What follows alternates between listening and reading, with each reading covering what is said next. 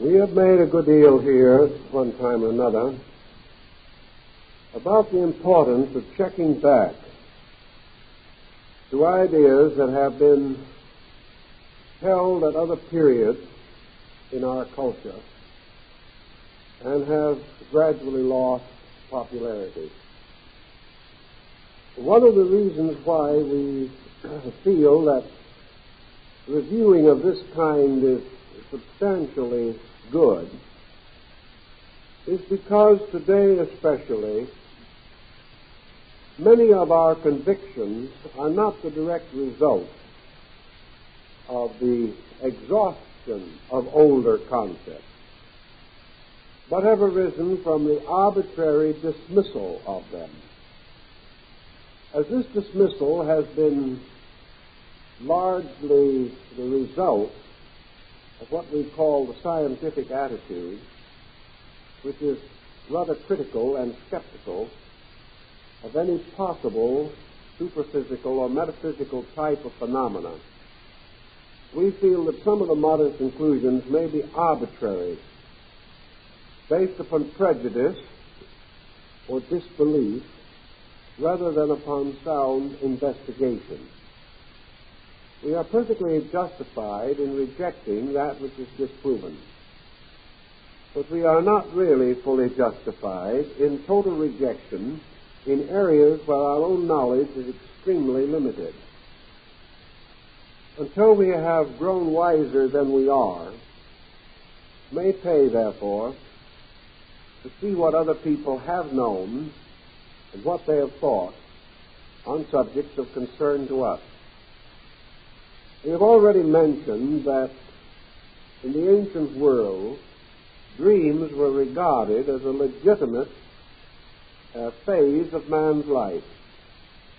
It was simply assumed that the dream world was real, that the individual going to sleep passed into another dimension of existence, and that in this dimension of existence he had certain distinct experiences.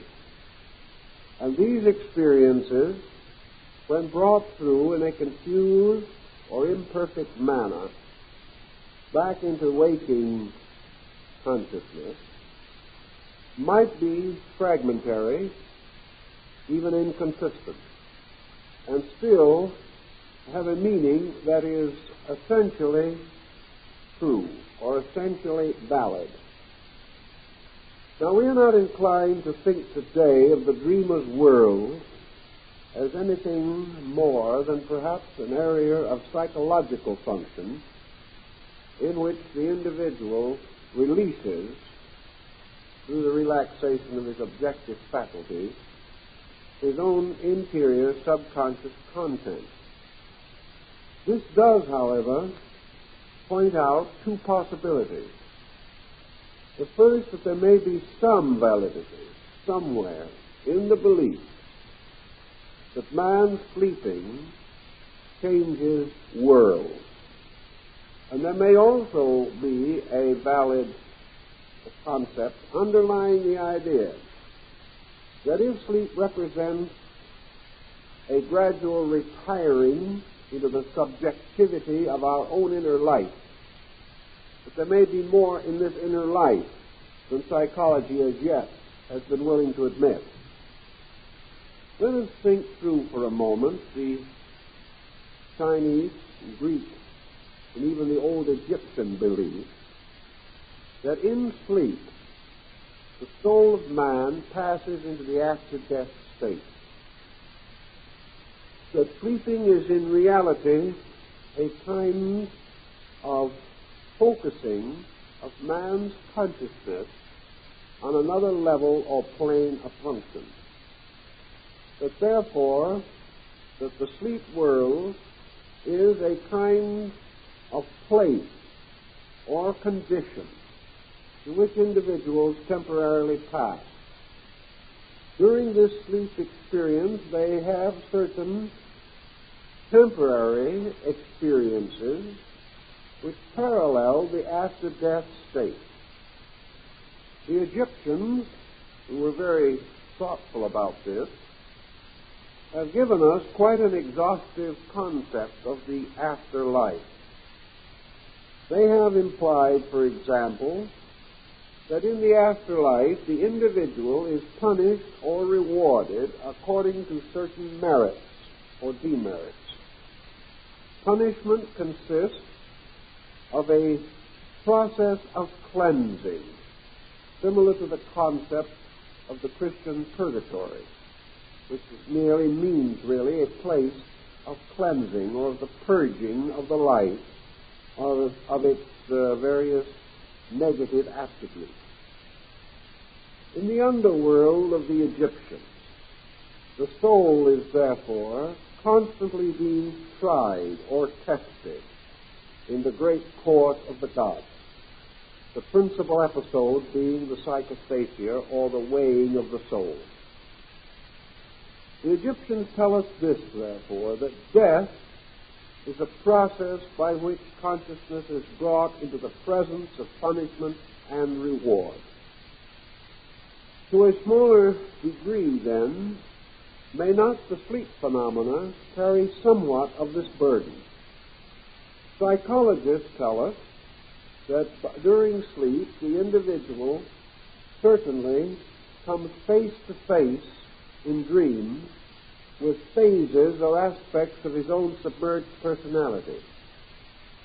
And the psychological dream is usually one of a basically corrective nature. It is a punishment experience.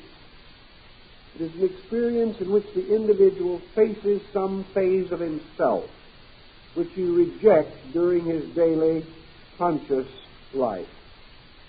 Also in dream, that which is submerged or hidden from his awareness escapes from its place of hiding and comes again to confront him. Most psychological dreams tell us that there is something wrong with the person.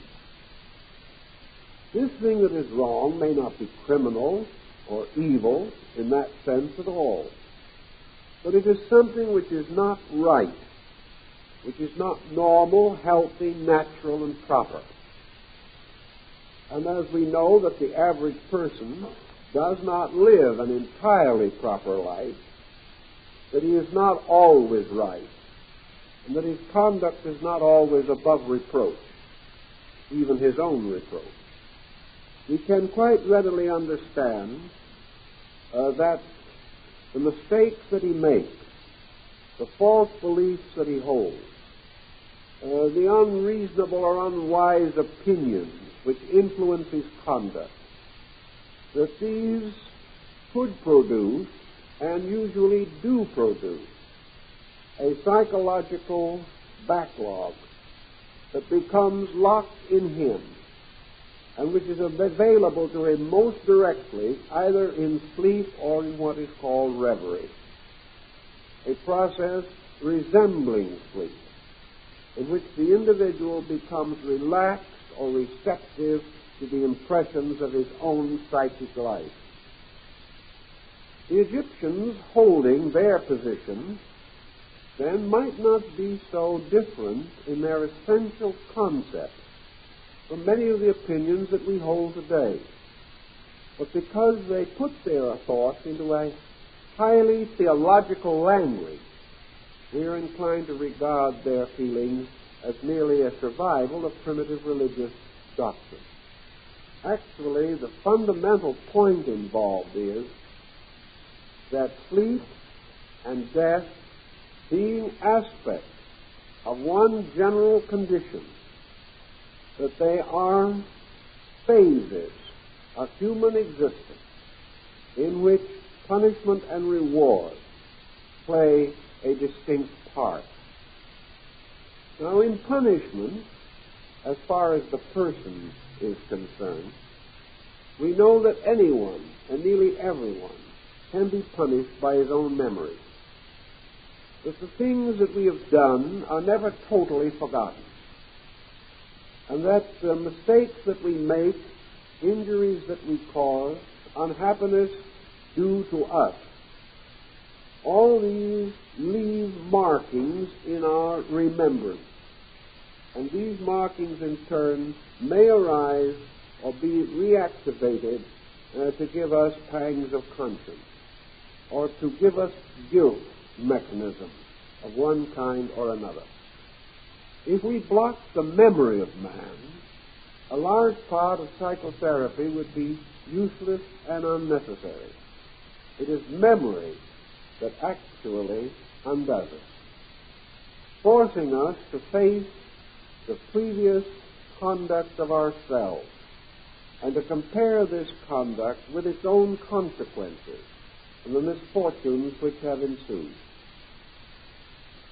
Thus, the idea that the sleep life is a place of purging has some very definite validity. We know that dreaming existed long before men had any conscious knowledge of psychotherapy, that the dream preceded any formularized concept by means of which it could have been influenced into existence. The individual was not originally taught that his dreaming was important. He had the dreams and he felt their importance. And gradually from this feeling, he has developed his reaction to sleep phenomena in general. Presuming for a moment that it is possible that sleep is therefore a way of bringing the individual into more immediate realization of his own character. Perhaps in sleep the individual must come nearer to living with himself than at any other time. Also, he comes in contact with a kind of self which he otherwise might never know to exist. In our daily objective lives, we are living largely by patterns, by pressures, and we are conscious because of a continual excitation of the central nervous system. If, therefore, we live forever objectively in a waking state, it is quite probable that many of our faults would never be corrected. That in some mysterious way, the sleep problem is not only important to us as a physical means of relaxation, but as a moral means of continuing the processes of adjustment by means of which our characters are brought into harmony with our ethical convictions. All of this is of comparatively slight meaning to most people today, but I think psychological procedures are indicating that it is essentially true, that for one reason or another, the psychologist has hit upon the dream as one of his most valuable instruments. And he frequently follows procedures which are inclined to cause the patient to have significant dreams or to stimulate the dream processes. And under analysis, many people, most people, dream more frequently and more intensely than in the normal processes of living. Thus, analysis bringing with it a measure of thoughtfulness about self and its conduct. This type of thoughtfulness seems to increase the tendency for the patient to have more frequent and more meaningful dream experiences. We also think of the dream experience as one means of exhausting certain types of pressures. This might be quite valid in itself. It is one way in which the Hercules' ego can cleanse the stables as one of his 12 labors. This process of cleaning out the subconscious by bringing into objectivity all of its content is, to a measure, a way of attaining virtue. It is a process of gradually solving the inconsistencies of the inner experience. Outwardly, we are not necessarily logical or consistent in action, nor are we sufficiently observant to consciously record the various happenings that mark the day. In sleep, however, it is as though a judge sat upon a bench, weighing and estimating almost all of the processes by which our mental and emotional actions have been stimulated. Our motives are more carefully analyzed. The various secret desires or feelings that we have carefully hidden from other people are suddenly exposed to us. All things being equal, therefore, dreaming appears to arise especially in connection with a certain neurotic type of attitude. The individual who senses guilt, the individual who blames himself, or feels that some mysterious force operating through his own personality is injuring him, this kind of person most frequently dreams. Also, this person finds dreams more important to him. Many individuals, down through history and in our time, do dreams and pay no more attention to the dream than into any other vision or mystery which comes to them. They assume that an occasional dream is natural, therefore they think very little about it. If, however, the person is introverted or inhibited, the very processes which make him think too much about himself also cause him to think too much about his dream. Thus the dream becomes increasingly important as he tries to understand it. And he nearly always tries to understand it in a negative way, as though it implied guilt of some kind, or testified to some false attitude or error of conduct on his own part. Thus, as the Egyptians believed that there was a judge ruling over the dead, so there seems to be a judgment in dreams. The individual is placed under a condition in which he must listen to the verdict of a judge or jury. He is in a kind of court where he is being tried and where his various mistakes cause penalties or result in the imposing of appropriate penalties, so that the person is penalized in his sleep for the things that he does while he is awake. This would all fit into the general philosophic concept of the ancients on this matter. The Greeks had a somewhat different belief. In many instances, they associated the dream with the initiatory rites. This means that they, in large, agreed with the Egyptians. For the Egyptian regarded the after-death experience as a form of initiation into the mysteries of the blessed God. The Greeks, rather more directly, more naturally, and somewhat less theologically, because of their very type of mind, assumed that the dream represented a highly, shall we say, intensified way of passing through experiences. The dream gave the individual a greater sense of the meaningfulness of life. It helped him to experience life as initiation into the great mysteries of deity. In the dream state, therefore, the individual followed a ritual hardly less fantastic than that of the Eleusinian or Sabasian rites. He proceeded to travel into the underworld. He went into the abode of Dis, or Hades, god of the dead. Here he beheld the ghosts of others performing incredible and mysterious tasks.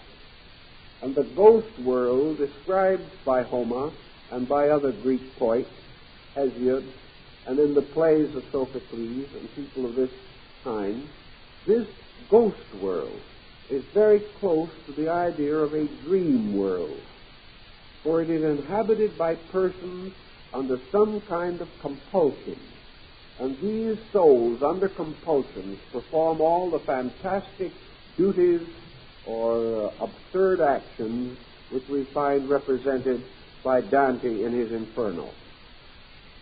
Thus, to the Greeks, the dream experience was a key to the waking experience. It revealed in a mysterious way the secret of our daily life.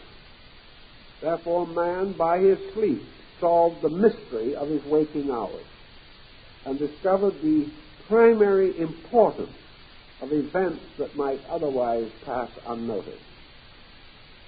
The gods of Greece were said to give their revelations in symbols. And nearly always the dream symbolism has paralleled very closely the religious symbolism of ancient institutions. The Eleusinians and all the other rites taught by means of symbols. The disciple or the initiate passing through the ritual was expected to study these symbols, to become inwardly aware of their meaning, and to discover under the veiled truth the great mysteries which were concealed in allegory and legend and lore and rite and ceremony. Thus, to the Greeks, sleep was part of an acceptance into the temple or sanctuary of reality. To them, and to many others, in fact, sleep phenomena has been regarded as more valid than waking phenomena. Now, of course, our modern friends would probably consider that to be little better than an absurdity. But is it absurd? Does the psychologist, when he explores dream symbolism of a patient, discover in this dream experience that the patient possessed a knowledge greater than that which the patient consciously knows that he possesses? Is the dream more honest than our daily conduct? Does it reveal truth of which we are not consciously aware? If such is the case, then the dream is instructive. The dream does represent a valid source of knowledge. It represents a means of discovering value which might otherwise never be possible to us, because in the complexity of a waking consciousness, our sense of value is frequently distorted or in one way or another confused. So perhaps the Greek has a point, namely that the dream is a valid source of knowledge. Also, experience has taught men from the very beginning that certain kinds of dreams were dreams of communication, and many of the world's choicest secrets have been discovered as the results of dreams. Some of the world's greatest disasters have been averted by dreams. A vast amount of knowledge that we now consciously hold came to us first as the result of sleep phenomena. I think if we remove from the history of knowledge all forms of scientific, philosophic, religious, cultural, artistic, or aesthetic, or even trade skill that had first been revealed by dreams, that we would be still in a rather primitive condition. Actually, most knowledge the ancients held came from the gods. That man was first instructed by divine beings. And this is little more than saying that this knowledge came to man not merely from his own experience, but by revelation. The dream is therefore a valid form of revelation and has always been so regarded. It has been present as an instrument of direct divine knowing among most ancient peoples.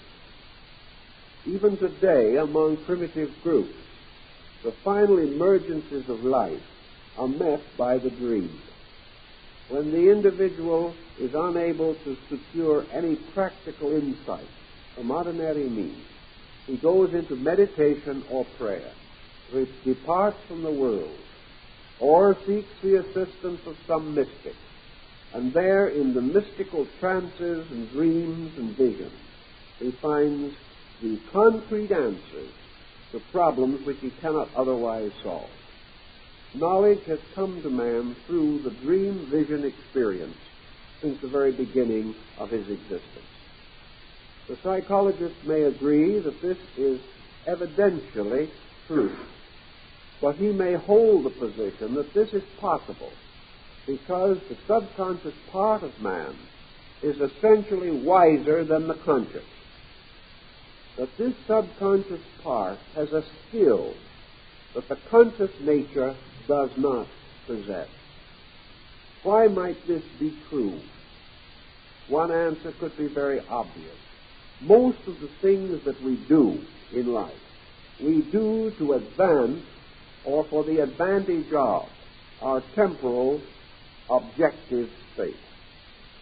The individual is selfish, unkind, cruel, gossipy, worrisome, angry, because these conditions are part of his objective, waking way of life. They seem to be justified by the things that happen to him. They seem to be made necessary by the kind of world that he lives in. The question then arises, does this inner part, the subconscious part of man, this subjective self, does it have the same appetite? Does it have the same requirements, the same attitudes, and the same convictions? For instance, can the subjective part of man be bound to a creed, even though his conscious mind may be so bound? Will the objective part of man be able to free itself from the dogmatism of opinion as easily as this unconscious internal part? The answer to this appears to be that while the objective man is a conformist, the psychic being within us remains forever curiously individualistic. This psychic part of nature, of man's nature, does not become as conditioned by externals as does the objective consciousness of man. This may be due to a different distribution of sensory perception. For it is true that man's eyes, because of the peculiar relationship which they occupy to phenomena, have given man a great sense of material realities, whereas the psychic life, observing things not by the eyes, but by some intuitive or internal measure of knowing, may not be so easily over-influenced, confused, or distorted in its judgment. Unless there was some part in man better than the parts we generally know, there could be no reason or excuse for true conscience. If the individual did not have a conflict arising between the compromises of his action and the principles which he inwardly holds to be true, he would probably have very few psychic disturbances. It is because somewhere in him there is a better self that he can come in conflict with this better self, and therefore also derive from it the impetus to self-improvement. There has to be something that is stronger than what we are, or we would remain what we are. There has to be some factor in our life that is dissatisfied with our present conduct, or we will never improve. That which is dissatisfied with what we are seemingly always impels us to be better. Therefore, within this dissatisfied inner something, there must be a vision of betterness, a sense of betterness, even a knowing of betterness, superior to that with which we face daily life. The ancients, perhaps from this circumstance alone, contemplated the superiority of the soul over the body, and they further divided the soul itself into a higher or lower organ, declaring that the higher organ of the soul was by nature essentially more virtuous, more splendid, more contemplatively wise, more aware of reality than that part of the soul which, being immersed in matter, becomes the animator of the body. Consequently, we can see why the Hindus, the Greeks, the Egyptians, Persians, and most other peoples have sensed that the journey of man inward to communion with his own soul was essentially a journey in the direction of betterment, of improvement, of something nobler.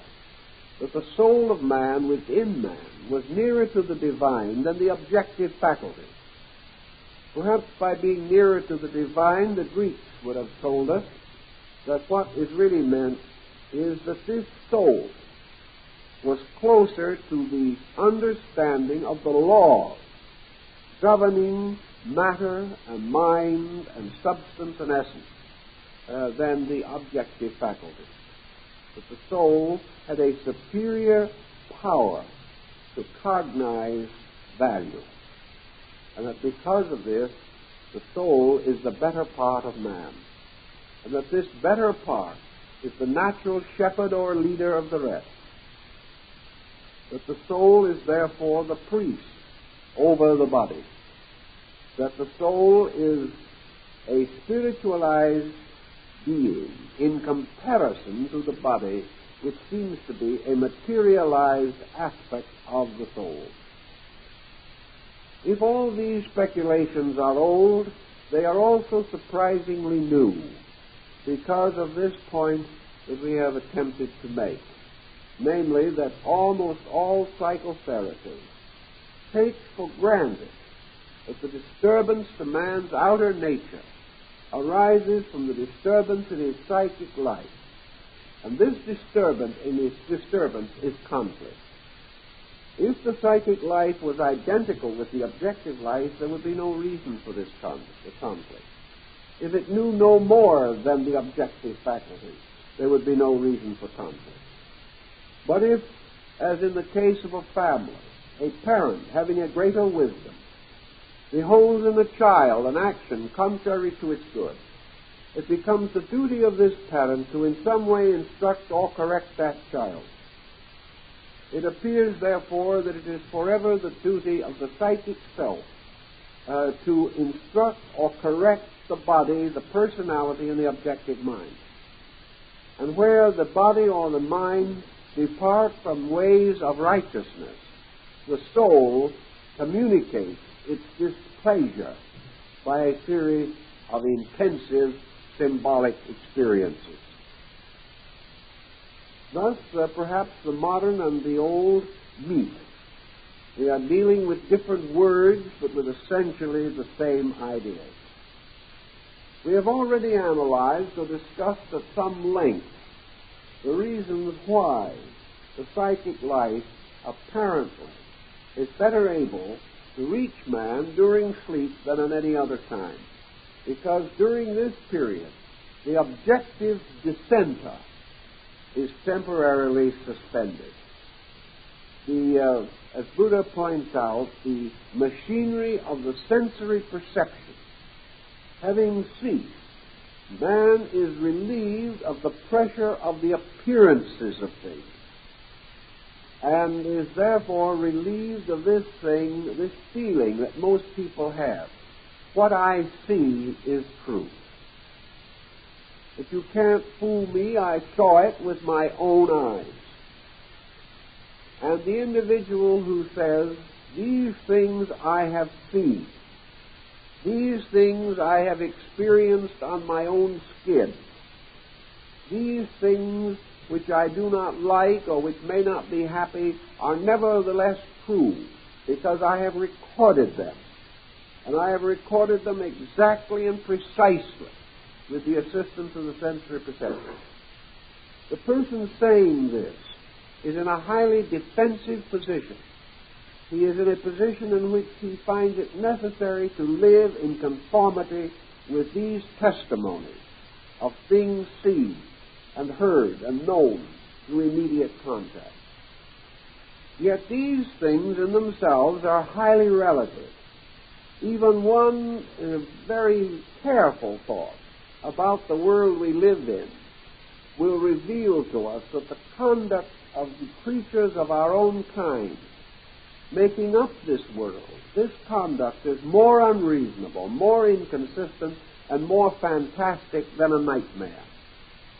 Actually, the things that we accept and see and regard as realities because they are occurring in our physical experience, these things are many of them completely unreasonable, and as far as validity is concerned, they are not by any means actually true. Yet we have a kind of truth based upon external material experience. This kind of truth can be important, but only if we light it from within ourselves.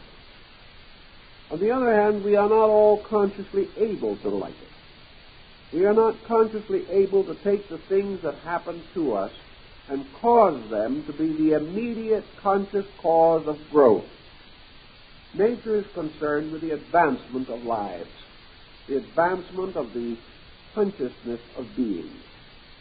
Man himself lives for many years, sometimes an entire lifetime, without ever having truly accepted the challenge of the experiences which have occurred to him.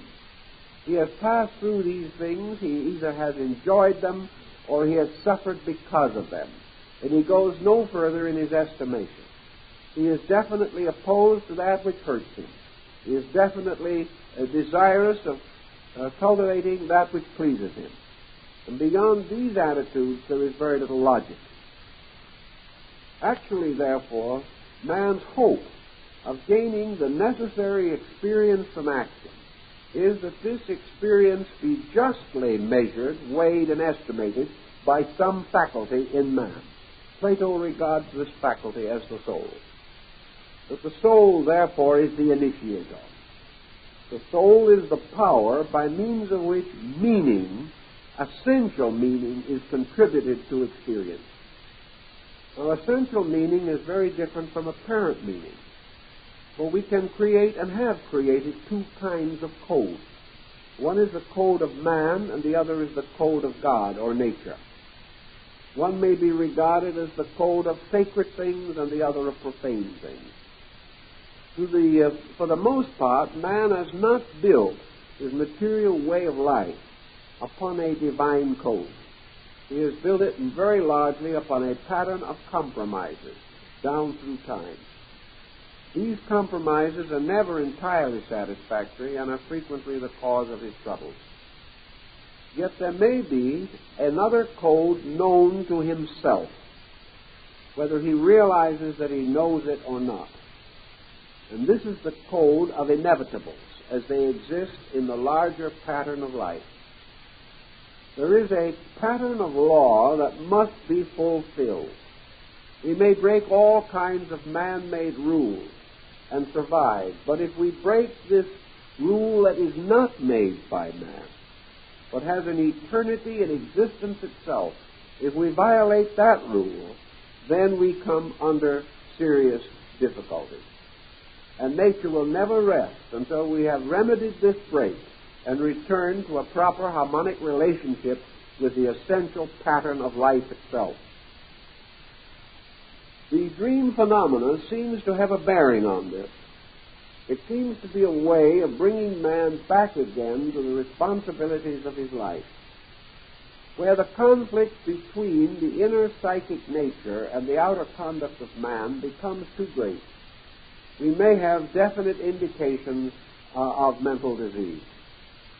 This type of situation nearly always arises from some violent disturbance which has disrupted the natural order of life and has caused the individual to become too deeply involved in a pattern which is not essentially right.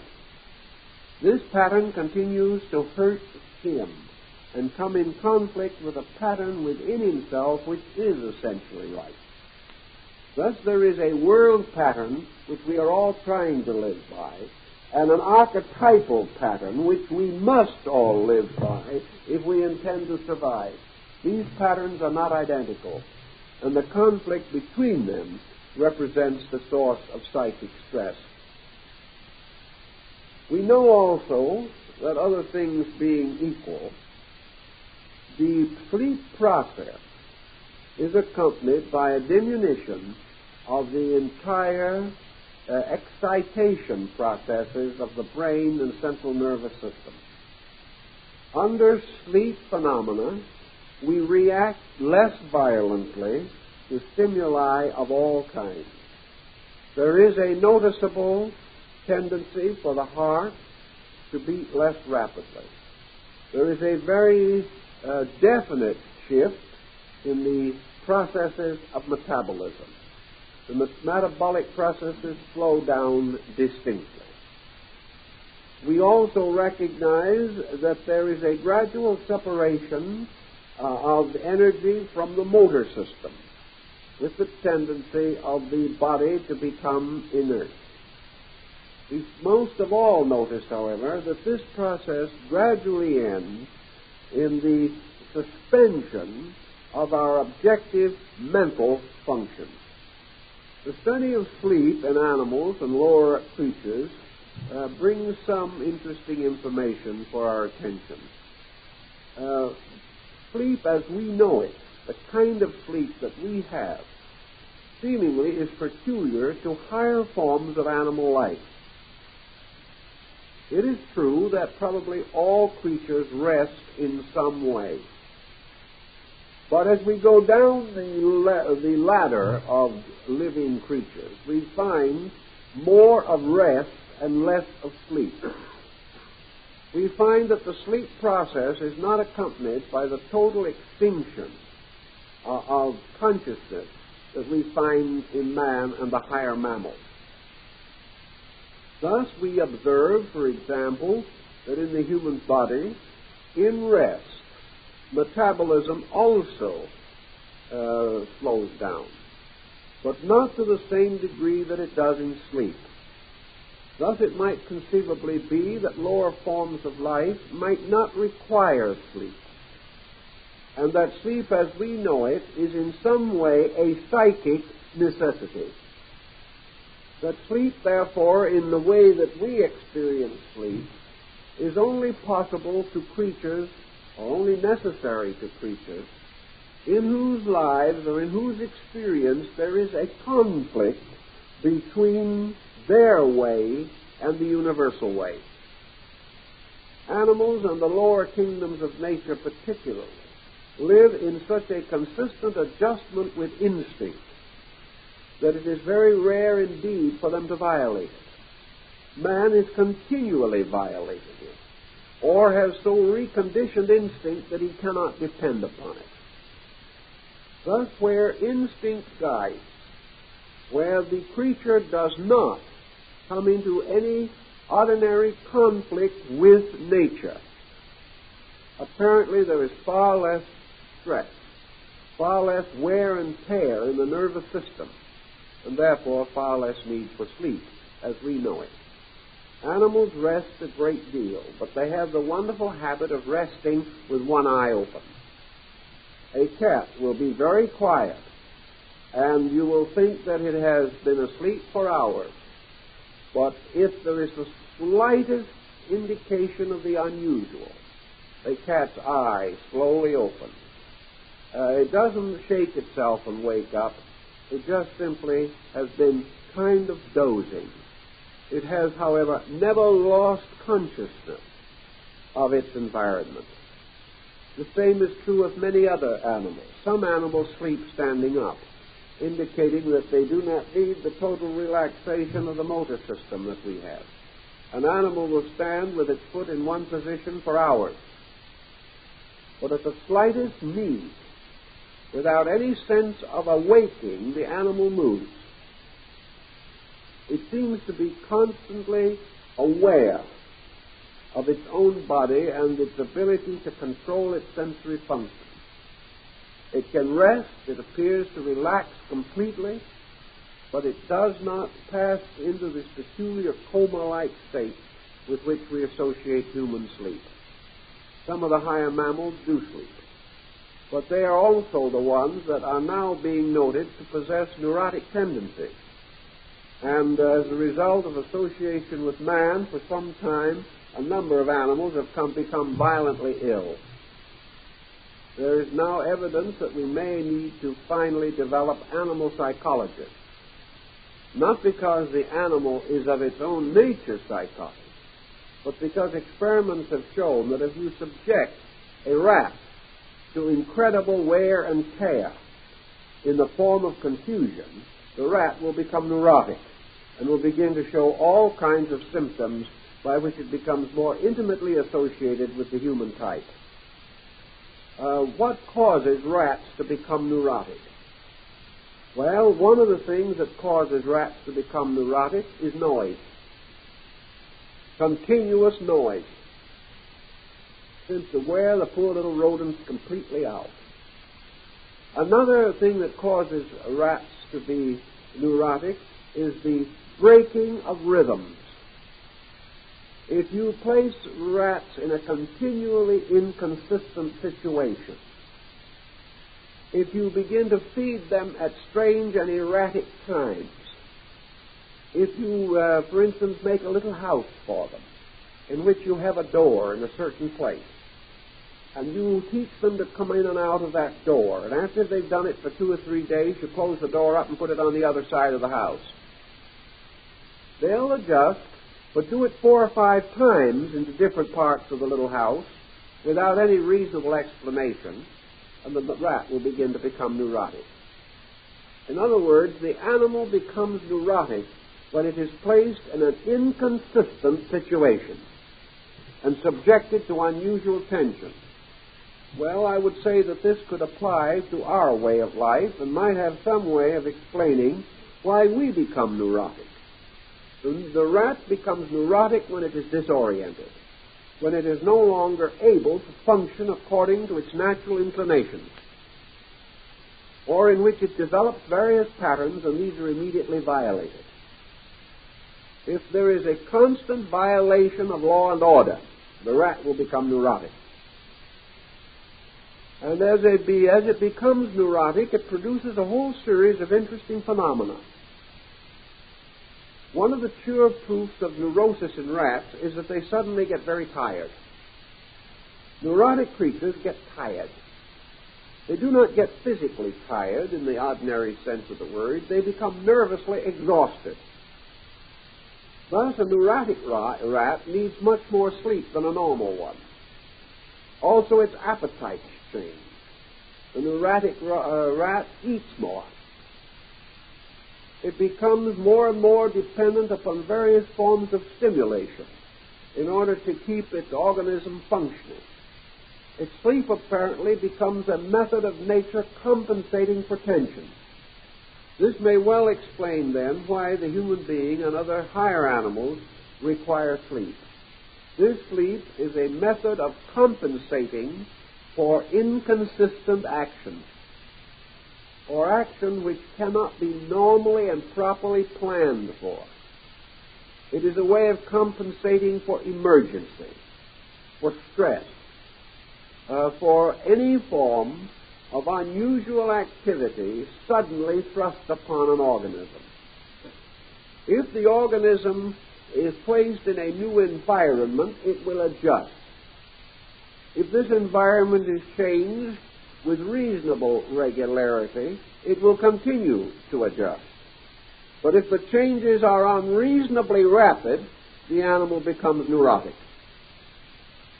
This may have something to do with our concept of progress, in which today values and securities are becoming so difficult to estimate, and life is becoming so hazardous in terms of relaxation and security that the individual begins to follow the same neurotic tendencies as animals subjected to experimentation along these lines.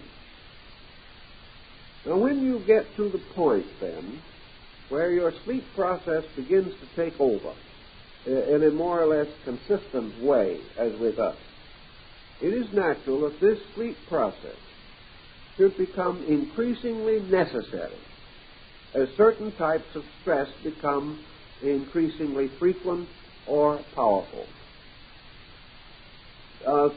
sleeping and waking with man is obviously associated with the rhythm of the world around him.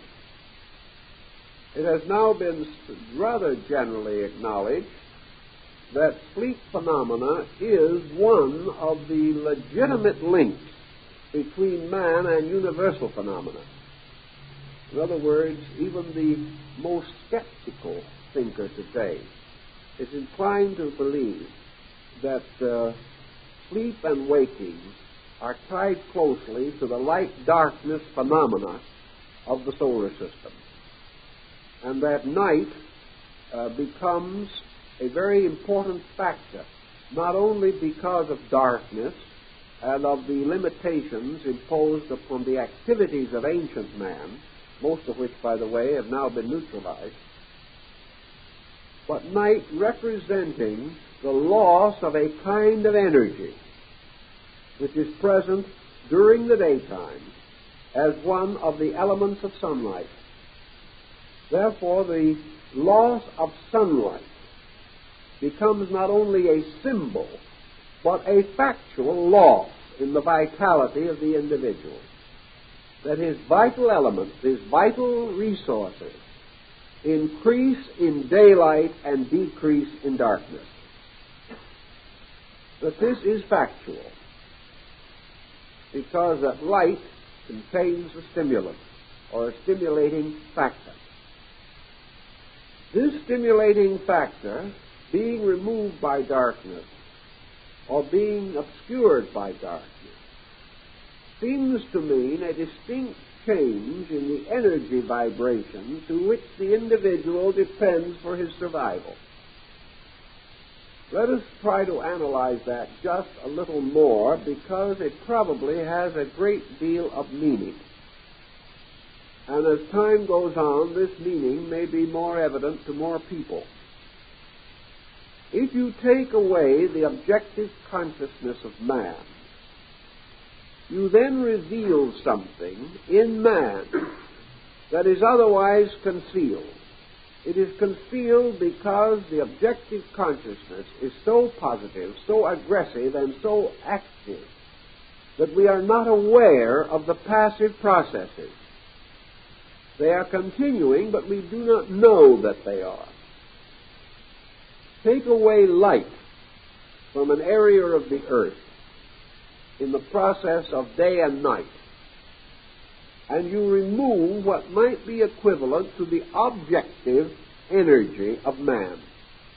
The moment you do this, another kind of energy, which has always been present, but which has not been noticed or realized, because the solar energy is far more positive. This other kind of energy begins to take over.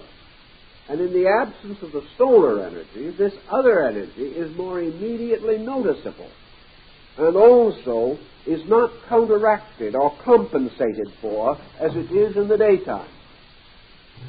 In other words, the energy of darkness is not in a mysterious way overcome by the energy of light at night. Thus the sword of the sun ray no longer slays the dragon of darkness. And the struggle between light and darkness may be quite different from what we have mythologically considered it to be. Now, if you take away the solar light, what other energy do you release? Of course, the most common thought would be lunar energy, because in much of the night the moon may be active. We know that the lunar energy is real because it affects the tide. But we also know that the lunar energy is inconsistent because the moon passes through phases. We also know that these phases are also marked in the psychic life of man in the circulatory system, and particularly in the monthly cyclic periods of women. We know, therefore, that this lunar energy does have an effect. But this lunar energy, as we say, is also an inconsistent thing. So we may look for something even more basic. and we come to one almost certain and inevitable conclusion, namely that the earth itself has an energy. That there is a kind of vitality that moves outward from the surface of the earth. That the earth is a mysterious electrochemical structure, and that the earth does emanate a kind of energy. That this energy emanating from the earth was known to antiquity, we are certain. And we are also recorded, it is recorded for us, that this is a somatic energy, an energy which causes drowsiness, an energy which carries within it a very high psychic toxic content. That the earth energy, therefore, as it comes, is not as constructive or vital or helpful. And that this energy in particular has very little to contribute to the true psychic life of man. That the release of this energy may help to build up bodily structure is quite conceivable, even as it is almost certainly true, and experiments in connection with treating tuberculosis by sunlight are at point in this. It is true that the solar energy is more stimulating, more irritating, and more involved in the processes of the central nervous system. In other words, the solar energy is an activating energy. The lunar energy is a periodic or cyclic energy, whereas the Earth's energy is one which is almost purely and completely physical, and therefore has its direct effects upon the physical organism. It is therefore quite possible that during night or during the sleep processes, part of the remedial agency accompanying rest is due to the fact that the Earth's energies, liberated from the domination of the solar intensity, this Earth energy does help to restore the material parts of the human constitution. This energy helps to nourish and feed those bodily factors and functions which are essential to survival. But this energy has very little part to play in the psycho-mental life of the human being. The energy of the earth, therefore, being what we might almost term a kind of toxic energy, may, when the solar energy is withdrawn, contribute toward the condition of exhaustion or the sense of physical weariness which associates itself with the processes of sleep. Sleep may then well be partly regulated by earth energy. During the daytime, activity being the victory of the solar energy over the earth's energy. But the earth's energy is related largely to growth, whereas the solar energy is related largely to function. Thus, growth can imply or mean the restoration